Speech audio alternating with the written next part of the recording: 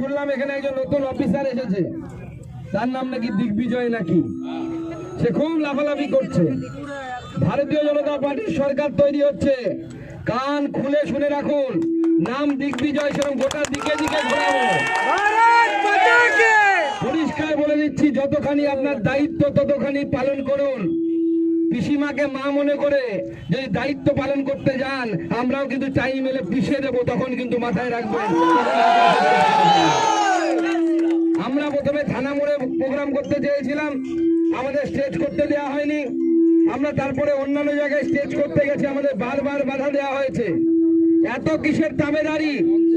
এত যদি তাবেদারি করতে হয় তাহলে ডিজি পুলিশের মতো তাকে বলেছিলাম, পুলিশ তুমি ঝান্ডা, পুলিশ তুমি উর্দি ছাড়ো, তৃণমূলের ঝান্ডা ধরো। সে উর্দি ছেড়ে ঝান্ডা ধরে নিয়েছেন। আপনারও ইচ্ছে থাকলে ঝান্ডা ধরে ময়দানে নামুন, দেখবো কত বড় বাপের বেটা হয়েছেন, লড়াই করার ক্ষমতা কার আছে।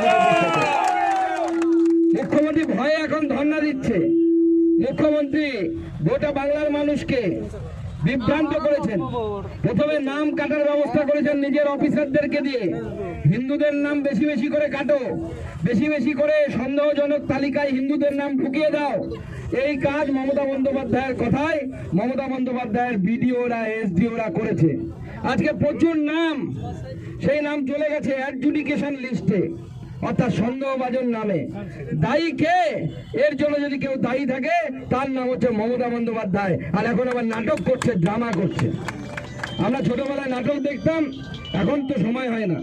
নাটকের মঞ্চে পর্দা থাকে, পর্দা নাটক শুরুর আগে উঠে যায়, তারপরে বিভিন্ন কলা কুশীলবদের দেখা যায় যারা নাটকে অভিনয় করেন। আজকে টিভিতে দেখলাম এই রথে বসে বসেই যে মমতা বন্দ্যোপাধ্যায় বসে আছেন, পর্দা পড়ে আছে। পর্দা উঠলো, দিদির নাটক শুরু হয়ে গেল, light camera action, light camera action শুরু হয়ে গেল। দিদিমণি ধর্ণা দিচ্ছেন। আমি বলছি ধর্ণা দিন, প্র্যাকটিস করুন, কারণ বিজেপির মুখ্যমন্ত্রী গদিতে বসতে চলেছে, আপনাকে প্রতিদিন ধর্ণা দিতে হবে।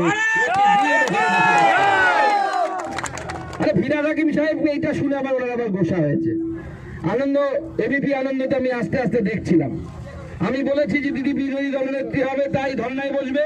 ফিরাদ হাকিম সাহেব বলছেন যে সুকান্ত মজুমদার দিবা স্বপ্ন দেখছে, কোন সাম্প্রদায়িক বিজেপি নাকি এই রাজ্যে ক্ষমতায় আসবে না। কে বলছে? ফিরাদ হাকিম সাহেব।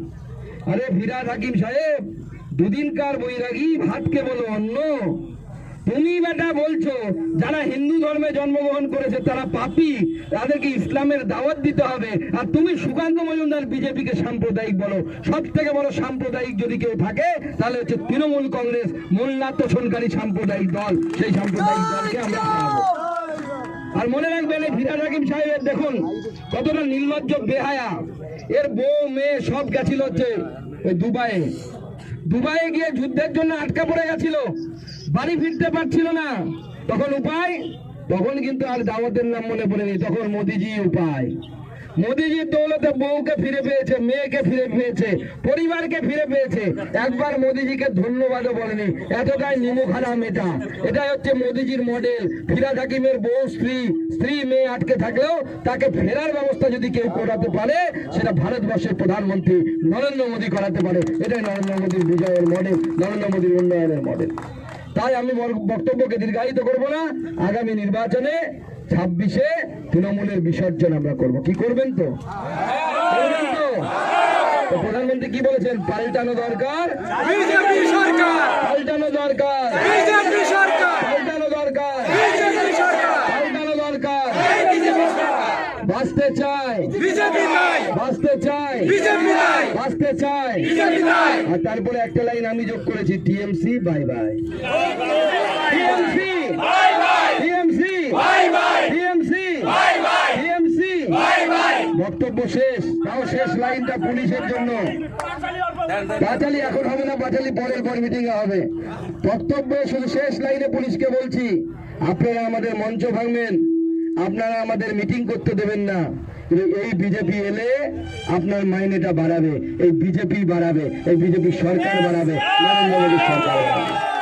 ভারত মাতা কি জয়, শ্রীরাম জয়।